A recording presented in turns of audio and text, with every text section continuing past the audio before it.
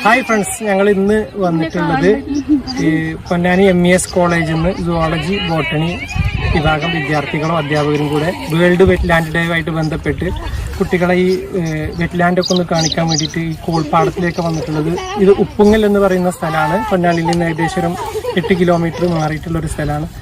അപ്പോൾ ഇവിടെ നമുക്ക് വന്നു കഴിഞ്ഞാൽ നമുക്ക് ഇവിടെ ഒരുപാട് മൈഗ്രേറ്ററി ബേർഡ്സ്, ദേശാടന പക്ഷികളെ നമുക്ക് കാണാൻ പറ്റും. അതേപോലെ ഇവിടെ കൃഷി ചെയ്യുന്ന ഒരുപാട് കൃഷികൾ കാണാൻ പറ്റും. ഇവിടെ പഴയ സിസ്റ്റമാണ് കോൾപ്പാടങ്ങൾ എന്ന് പറയുമ്പോൾ നിങ്ങൾ കേട്ടിട്ടുണ്ടാവും.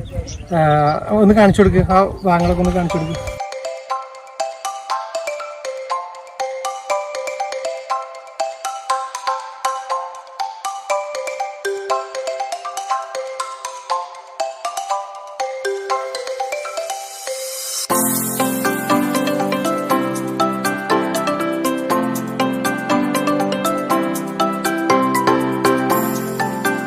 നമ്മളെ ബോട്ടണിയിലെ മുസ്ലിർ സാറ്, ചെറിയ നസീർ മിസ്, പിന്നെ ജ്യോതി ടീച്ചർ ഉണ്ട്. ടീച്ചർ അപ്പുറത്താണുള്ളത്. അപ്പോൾ ഇത്രയാണ് ഞങ്ങൾ സ്റ്റാഫ് കൂടെ പോയിട്ടുള്ളത്. 150 പിള്ളേരുണ്ട് നമ്മുടെ സുവോളജി ബോട്ടണി സ്റ്റുഡൻസ്. ഈ ഭാഗത്ത് ആമ്പലാണ്, റോസ് കളർ ആമ്പലുണ്ട്, അതേപോലെ വൈറ്റ് കളറുണ്ട്. ഇതിലൊരുപാട് ഫിഷസൊക്കെ ഉണ്ട്. ഇവർ ഇതിന് വെള്ളം വറ്റിക്കും, ഇതിലെ ഫിഷിനൊക്കെ പിടിക്കും. അങ്ങനെ ലേലം ചെയ്തിട്ടൊക്കെയാണ് പോകുന്നത്. അതേപോലെ തന്നെ കൃഷി ഇറക്കുന്ന ഒരുപാട് നെല്ലും കാര്യങ്ങളൊക്കെ കൃഷി ചെയ്യുന്നുണ്ട്. അതിലുള്ള വെള്ളമൊക്കെ ഈ ഒരു കനാലിലേക്ക് പമ്പ് ചെയ്ത് മാറ്റിയതിന് ശേഷമാണ് കൃഷി നടത്തുക. കൃഷിക്ക് ആവശ്യമായ വെള്ളം ഈ കനാലിൽ വീണ്ടും തിരിച്ചങ്ങോട്ട് നടക്കും. ഇതിന്റെ ആ ഭാഗം എന്ന് പറയുന്നത്, ആ കാണുന്ന ഭാഗം അപ്പുറത്ത് ചെങ്ങരംകുളം ഭാഗം, എടപ്പാൾ ചെങ്ങരംകുളം ഭാഗമാണ്. ഈ ഭാഗത്ത് പാലപ്പെട്ട് പിന്നെ ആ ഒരു ഭാഗമാണ്. അപ്പോൾ നമ്മൾ ഏകദേശം 150ഓളം സ്റ്റുഡൻസ് ഉണ്ട് ബോട്ടണി സുവോളജി ക്ലാസ്സിലെ കുട്ടികൾ, പിന്നെ ടീച്ചേഴ്സും ഉണ്ട്. അപ്പോൾ കുട്ടികൾക്കൊരു എൻ്റർടൈൻമെൻറ്റുമായി മാത്രമല്ല അവർക്ക് ഇതിനെക്കുറിച്ചിട്ടുള്ളൊരു അവബോധം നൽകുന്നതിന് വേണ്ടിയിട്ടാണ് ഞങ്ങൾ ഈ ഫീൽഡിലേക്ക് കൊണ്ടുവന്നിട്ടുള്ളത്. ഇപ്പോൾ അവിടെ നമ്മൾ നോക്കുകയാണെങ്കിൽ ഇവിടെ നമുക്ക് കാണാം, ഒരുപാട് ബേഡ്സിനെ കാണാം. പിന്നെ അതേപോലെ അവിടെ കുറേ തമിഴ്നാട്ടിലുള്ള സ്ത്രീകൾ ഇവിടെ ജോലി ചെയ്യുകയാണ്. ഇവർ നടിലാണ്, ഞാറ് കൊടുന്ന് ഇട്ട് അതേപോലെ അതിന് നടുകയാണ്. നടിൽ കഴിഞ്ഞ് കഴിഞ്ഞാൽ പിന്നെ ഇവിടുത്തെ ബേഡ്സിൻ്റെ വരവൊക്കെ ഒരു പരിധി വരെയൊക്കെ കുറയാൻ സാധ്യതയുണ്ട്. കാരണം ഈ ഒരു സമയത്താണ് അവർക്കുള്ള ഭക്ഷണമൊക്കെ ഇവിടെ കിട്ടുന്നത്, ബേഡ്സിന് വേണ്ട ഫുഡൊക്കെ കിട്ടുന്നത്. അതുകൊണ്ടാണ് അവരെല്ലാവരും ഇങ്ങോട്ട് മൈഗ്രേറ്റ് ചെയ്തിട്ട് വരുന്നത്.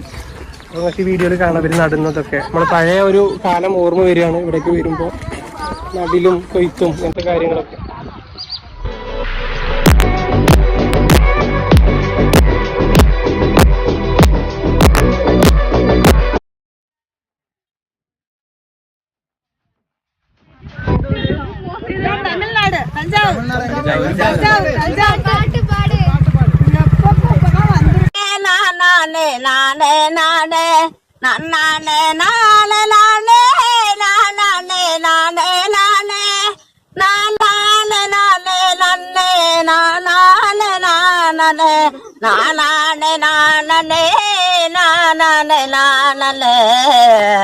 ஒடுகிற வண்டி ஓடும் ஒற்றுமையா 2 மாடு, ஒண்ணு விட்டு ஒண்ணு பிரிஞ்சா என்னாகு எண்ணி பாரு. ஒடுகிற வண்டி ஓடும் 1000 ஜன்மம் தேடி அன்பால ஒன்று கூடி சேர்வது காதல் தானா, பிரிச்சது பாவம் தானா. வெட்டத்தில் இருக்குங்காடி என்ன கொடி தானம்மா, கட்டளைகள் பாரம்மா, காதல் கொடி താനമ്മാ. അങ്ങനെ കുട്ടികളെല്ലാരും കൂടെ കൂടിയിട്ട് ഈ ചേച്ചിനെ തരിപ്പ് കയറ്റിയിട്ടുണ്ട്. അത് ഡാൻസ് കളിക്കാൻ തുടങ്ങി.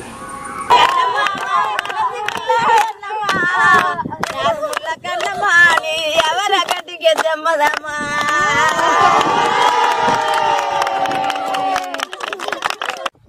പിന്നെ ഇന്നത്തെ ഈ ഒരു പ്രോഗ്രാമിന് നമ്മുടെ കൂടെ ഉള്ളത് പ്രിയങ്കരനായ സേതുമാധവൻ സാറാണ്. സാറ് പക്ഷി നിരീക്ഷണത്തിൽ 35 വർഷം എക്സ്പീരിയൻസ് ഉള്ള ആളാണ്. അപ്പോൾ സാറ് കുറച്ച് കാര്യങ്ങൾ നിങ്ങൾക്ക് പറഞ്ഞു തരും.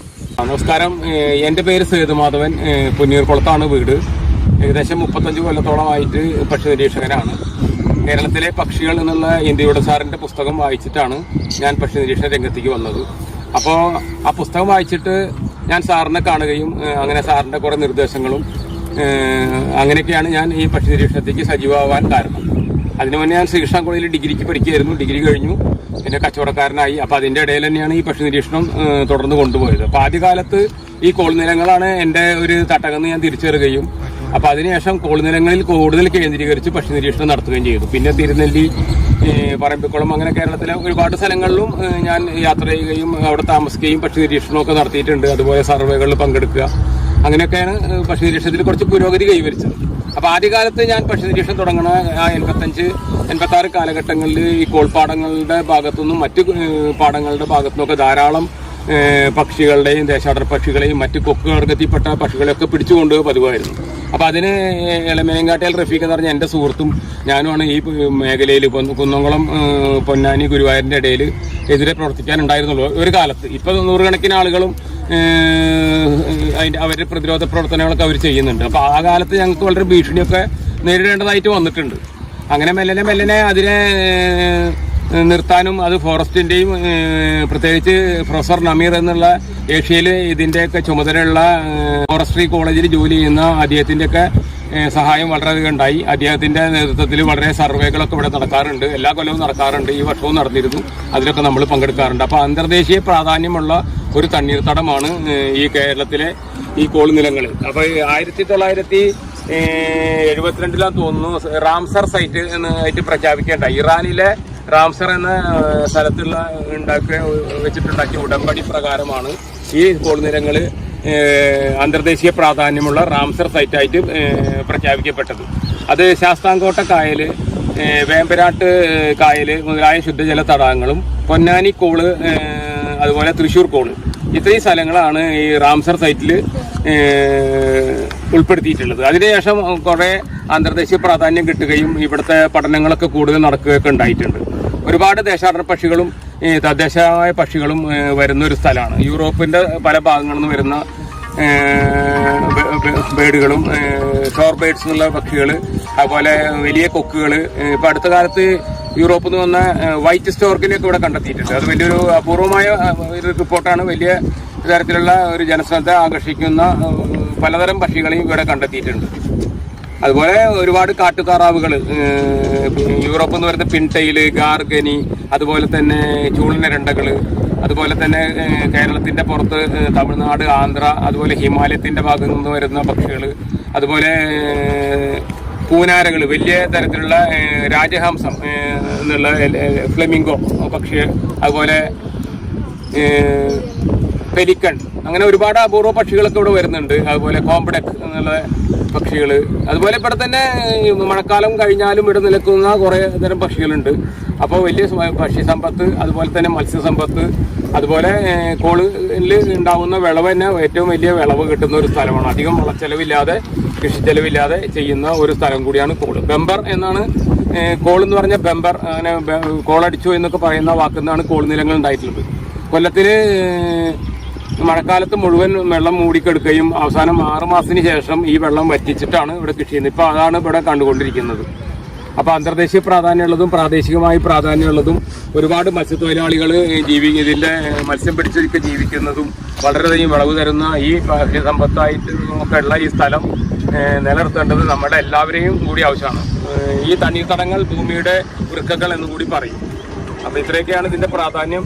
അപ്പൊ അത്തരത്തിലുള്ള കാര്യങ്ങൾ എല്ലാവരും അതിനെ നിലനിർത്താനുള്ള കാര്യങ്ങൾ ചെയ്യണമെന്നും അതിനെക്കുറിച്ച് പഠിക്കുകയും അത് മറ്റുള്ള ജനങ്ങളിലേക്കും വിദ്യാർത്ഥികളിലേക്കും ഒക്കെ എത്തിക്കണമെന്നും അഭ്യർത്ഥിക്കുകയാണ്. പെട്ടിമ്പാറ സംവിധാനം എടുത്തു പോയി. പെട്ടിമ്പാറ ഇഷ്ടം പോലെ എവിടെയുള്ളത്? മാർജിനുണ്ട്. പിന്നെ കണ്ടോ ചേട്ടന്റെ വീട് എവിടെയാ? എത്ര കൊല്ലായി ഇങ്ങനെ കണ്ടില്ലേ? അപ്പൊ ഈ അതെ ശ്രദ്ധിക്കേണ്ട കാര്യം മക്കളെ, ഈ കോളില് ആയിട്ട് ജീവിക്കുന്ന ഒരാളാണ് ഇപ്പൊ. ഉൾനാടൻ മത്സ്യത്തൊഴിലാണ്. പക്ഷെ ഇപ്പൊ മത്സ്യമില്ല, വിദേശ മത്സ്യങ്ങൾ വരലും കാര്യങ്ങളൊക്കെ ആയിട്ട്. അപ്പൊ ഇവരെയൊക്കെ ജീവിതമാണ് വഴിമുട്ടുന്നത്. ഇനി ഞങ്ങൾ പോകുന്നത് മന്നലാങ്കുന്ന് ബീച്ചിലേക്കാട്ടോ. ഞങ്ങൾ ഉച്ചയ്ക്കുള്ള ഭക്ഷണമൊക്കെ കഴിച്ചിട്ടുണ്ട്. ടീച്ചേഴ്സും പിള്ളേരും എല്ലാവരും ഭക്ഷണം കഴിച്ചിട്ടുണ്ട്. ഇവിടെ കണ്ടോ, അത് കണ്ടോ, അച്ചാറിന്റെ കടക്കാരനെ ശല്യം ചെയ്തുകൊണ്ടിരിക്കുകയാണ്. അച്ചാർ വാങ്ങലും തിന്നലും. അച്ചാറിന്റെ കടപ്പ് അടച്ചു പോകും, കാരണം അത്രയും അച്ചാറാണ് ഒരു വാങ്ങിക്കേണ്ടത് അല്ലേ? മാങ്ങ, നെല്ലിക്ക എന്ന് പറഞ്ഞിട്ട് നമ്മളിനി അടുത്ത സൈറ്റ് നമ്മൾ അടുത്തതായിട്ട് പോകുന്നത് ഇവിടെ കടലാമ വന്ന് മുട്ടിട്ടിട്ട് കടലിലേക്ക് പോയിട്ടുള്ള ഒരു സ്ഥലമുണ്ട്, അതിനെ കൺസർവ് ചെയ്യുന്ന ഒരു സ്ഥലമുണ്ട്, അതും കൂടെ ഇവരെ കാണിച്ചു കൊടുക്കാൻ ഉദ്ദേശത്തിലാണ്. അപ്പൊ നമുക്ക് അവിടെ നിന്ന് പോയി നോക്കാം. പറഞ്ഞ പോലെ നമ്മളിനി പോകുന്നത് കടലാമയുടെ മുട്ട സംരക്ഷിക്കുന്ന ഭാഗം, ഗവൺമെന്റിന്റെ കീഴിൽ ഇവിടെ കടലാമയുടെ മുട്ട സംരക്ഷിക്കുന്ന ഒരു സ്ഥലമുണ്ട്. പാപ്പിളി എന്നാണ് സ്ഥലത്തിന്റെ പേര്. അവിടെ പോയി നോക്കാം. അങ്ങനെ ഞങ്ങൾ ഇവിടെ എത്തിയിട്ടുണ്ട്. ഇവിടെ നിങ്ങൾക്ക് കാണാൻ പറ്റും ഗ്രില്ല് വെച്ചിട്ട് പ്രൊട്ടക്ട് ചെയ്തൊരു ഭാഗം. അതിനകത്താണ് ആമയുടെ മുട്ട ഉള്ളത്. അവർക്ക് കിട്ടുന്ന മുട്ട അവർ കൊണ്ടുവന്ന് അവിടെ കുഴിച്ചിട്ടാണ് ചെയ്യുന്നത്. അങ്ങനെ 45 ദിവസം കഴിയുമ്പോഴാണ് ഈ മുട്ട വിരിയുക. അതിന്റെ കാര്യങ്ങൾ അവർ പറഞ്ഞുതരും. ഈ വരുന്ന കടലാമകളുടെ മുട്ടകള് പ്രാദേശിക പ്രാതിനിധ്യത്തോട് കൂടിയിട്ട് ശേഖരിച്ചിട്ട് ചെയ്യുന്നതാണ്. ഇത് സലാമിക്ക് ജഫൂരിയാണ് ഇവിടുത്തെ ചുമതലകൾ. സലാമിക്ക അബ്ദുൽ സലാം ഇദ്ദേഹത്തിന്റെ വീടാണിത്. മൂപ്പർക്ക് 2 ബോട്ട് ഉണ്ട്, അത് കടലിൽ പോകുന്നതാണ്. പിന്നെ ബാക്കി സമയങ്ങളിൽ ഇതിന്റെ സംരക്ഷകനായിട്ടാണ് മൂപ്പര് നിൽക്കുന്നത്. കേന്ദ്ര ഗവൺമെന്റ് സപ്പോർട്ടോട് കൂടി അതിന് ലൈസൻസ് ഒക്കെ ഉണ്ട്. ഫോറസ്റ്റ് ഡിപ്പാർട്ട്മെന്റിന്റെ അണ്ടറിലാണ്. ഇപ്പൊ ഇവിടെ എത്ര മുട്ട കിട്ടിയിട്ടുണ്ട്, എത്ര മുട്ട വിരിയുന്നുണ്ട്, ഇതൊക്കെ ഡെയിലി രേഖപ്പെടുത്തും. ഇനി മൂപ്പര് പറയും 1000 ചെല്ലാൻ മുട്ട ഉണ്ട് ഇവിടെ. പല ദിവസങ്ങളിലായിട്ട് മുട്ടയിടാൻ വരും. അപ്പൊ ഇന്നലെ രാത്രി ഇവിടെ മുട്ടിട്ടു എന്ന് പറയുന്നത്. അപ്പൊ അവര് കണ്ടെത്തിയിട്ട് അത് അതേമാതിരി ആ ചൂടോട് കൂടി എടുത്ത് കുഴി കുത്തിയിട്ട് വെക്കുകയും ചെയ്യാം. 45 ദിവസം കഴിഞ്ഞിട്ടാണ് ഇത് വിരിയുക. വിരിഞ്ഞു കഴിഞ്ഞാൽ ഇവര് ഇതെടുത്ത് അതിന്റെ എണ്ണം എടുത്തിട്ട് അത് കടലിൽ ഒഴുക്കുകയും ചെയ്യാം. അപ്പൊ എവിടെ വെച്ചാലും ഈ ആമ കടലിലേക്ക് തിരിഞ്ഞിട്ട് പോവുക. അതും ഒരു അത്ഭുതമാണ്. നമ്മൾ എവിടെ കൊണ്ടുവന്ന് വെച്ചാലും കടലിലേക്ക് ആ ദിശാബോധം, കടലാണ് അവരുടെ ജീവിത സ്ഥലം എന്ന് തിരിച്ചറിഞ്ഞുകൊണ്ട് കടലിലേക്കാണ് ആമകൾ പോവുക. പിന്നെ ഓരോ നമ്പർ വിട്ട് ഡയറിയൊക്കെ സൂക്ഷിക്കുന്നുണ്ട്. അപ്പൊ അങ്ങനെയുള്ളവർ ഓരോ ദിവസത്തെ നോട്ട് ചെയ്യും. സയന്റിഫിക് ആയിട്ട് വീടുന്നതൊക്കെ എത്ര 1200 ചില മുട്ട ഇതിലുണ്ട്. അപ്പൊ ഇത് എത്ര വർഷമായിട്ട് ഇവിടെ? 9 വർഷമായിട്ടുണ്ട്. അതിന് ഗവൺമെന്റിന് ചില ഈടുകളുണ്ട് ഇവർക്ക് സംരക്ഷിക്കാനായിട്ട്. അപ്പൊ കേരളത്തില് എല്ലാ കടലോരങ്ങളിലും ഇങ്ങനെ ഉണ്ട്. ഇവിടെ ചാവക്കാട് മുതൽ പൊന്നാനി വരെ ഇങ്ങനെ 10ഓളം ഗ്രൂപ്പുകൾ. അതാണ്. പിന്നെ എവിടെയെങ്കിലും ആൾക്കാരെ വിളിച്ചു പറഞ്ഞാൽ ഇവര് വണ്ടിയിൽ പോയി കൊണ്ടുവന്ന് ഇവിടെ അത് പിന്നെ എന്തെങ്കിലും അറിയണ്ടേ കടലോരങ്ങളെ ചോദിക്കാം, ചോദിക്കാം. പറയണ്ട ചാനൽ മുട്ട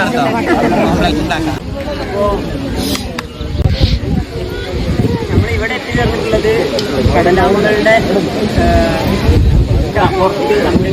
സ്ഥലമായിട്ടാണ്. ഇത്രയും നേരം നമ്മൾക്ക് വേണ്ടിയിട്ട് അബ്ദുൽസലാം അബ്ദുൽ ഗഫൂർക്കും ഒരുപാട് നന്ദി പറയുകയാണ്. NES പൊന്നാനിയുടെ ജുവോളജി ബോട്ടണി ഡിപ്പാർട്ട്മെന്റിന്റെ എല്ലാവിധ സന്തോഷങ്ങളും രേഖപ്പെടുത്തുന്നു. എല്ലാരും ഒന്ന് ഫോട്ടോക്ക് പോസ്റ്റ് ചെയ്യാം. കയ്യൊന്ന് തന്നെ ആക്കണം, ഉയർത്തണം. അങ്ങോട്ട് അവരാണ്. അത് ഇദ്ദേഹത്തിന്റെ മകനാണ്. അപ്പൊ അത് ഫോറസ്റ്റ് ഡിപ്പാർട്ട്മെന്റിന് MES കോളേജിന്റെ പേര് പറഞ്ഞിട്ട് അയക്കാനുള്ളതാണ്.